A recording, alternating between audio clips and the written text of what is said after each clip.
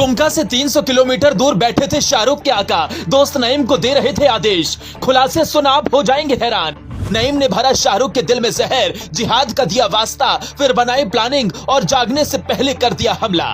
ये आतंकी संगठन न लोगों को मारता है न हमले करता है, बल्कि प्यार, शादी और फिर आतंकी बनने को मजबूर करता है। शाहरुख को अंकिता से प्यार था, वो उसके साथ घूमने गई थी। ऐसी एक दो तस्वीरें जब सोशल मीडिया पर आई तो परिवार ने कहा ये एडिटेड हो सकती है, लेकिन हम जो खुलासे आपको सुनाने जा रहे हैं वो बिल्कुल रियल है। पुलिस की जांच में जिस आतंकी संगठन का नाम सामने आया है वो ISIS और इंडियन मुजाहिदीन से भी खतरनाक है। वो लोगों को मारते नहीं हैं, न ही जगह जगह हमले करते हैं, बल्कि इस्लाम मानने वालों की संख्या बढ़ाने के लिए हिंदू लड़कियों को टारगेट करते हैं। ये बात कितनी बड़ी है ये हम आपको समझाएं, उससे पहले सुनिए कि अंकिता केस में क्या क्या खुलासे हुए हैं। अंकिता से शाहरुख प्यार करता था, लेकिन शाहरुख का दोस्त नईम उसके दिल में नफरत भर रहा था।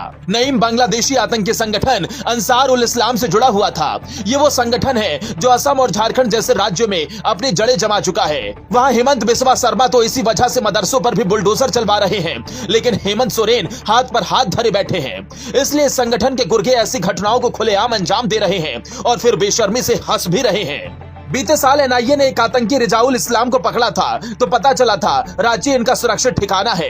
वहां युवाओं को ट्रेनिंग दी जाती है, ये सिखाया जाता है कि वो लड़कियों को अपने जाल में कैसे फंसाएं। अगर नहीं माने तो उसे डराएं, धमकाएं, फिर विश्वास दिलाने के लिए शादी करें, लेकिन उसके बाद धर्म बदलने का दबाव बनाएं। नहीं माने तो उसे किसी बड़े आतंकी को हवाले कर दें। उसके बाद वो उस लड़की को इतनी यातनाएं देगा कि वो खुद मजबूर हो जाएगी। यही ट्रेनिंग नईम को भी मिली होगी। ऐसे केस में लड़के पहले पीछा करते हैं, फिर डराते हैं और बात न मानने पर हमले की धमकी देते हैं।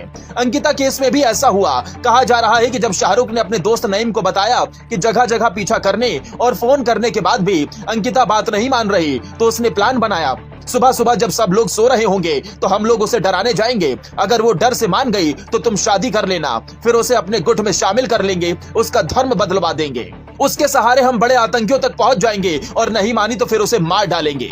इससे हमारे जिहाद का रास्ता मजबूत होगा। आमतौर पर नए आतंकियों को अपने आकाओं से मिलने की जल्दबाजी होती है, इसलिए वो कुछ भी करने को तैयार होता है। अंकिता केस में भी जांच की सुई इस ओर जा रही है, लेकिन अंकिता के पिता इस केस में आतंकी कनेक्शन होने से इनकार कर रहे हैं। हालांकि शुरुआती जांच में सब कुछ स्पष्ट नहीं होता। 2020 में केरल के एक चर्च ने दावा किया कि लव जिहाद के बाद लड़कियां यौन दासियां बन रही हैं। ईसाई लड़कियों को धर्मांतरण के बाद ISIS ज्वाइन करने के लिए मजबूर किया जा रहा है, ताकि सेना से लेकर कई खुफिया जानकारियों के लिए हनी ट्रैप के तौर पर इसका इस्तेमाल किया जाए। केरल में जब कुछ ऐसी घटनाएं सामने आई तो दूसरी सरकारें अलर्ट हो गई। यूपी में योगी लव जिहाद कानून लेकर आ गए। देखा देखी कई राज्यों में कानून पारित हो गया कि विशेष निगरानी की जाने लगी, लेकिन झारखंड में CM के भाई उसमें अपना एंगल देते हुए इसे प्रेम प्रसंग का मामला बता रहे हैं। एक तरफ जहां इतने बड़े बड़े खुलासे हो रहे हैं, NIA जांच की बात हो रही है, तो वहीं CM के भाई और विधायक बसंत सोरेन के ऐसे बयान से लग रहा है झारखंड सरकार सोती रही, जिसका परिणाम ये हुआ।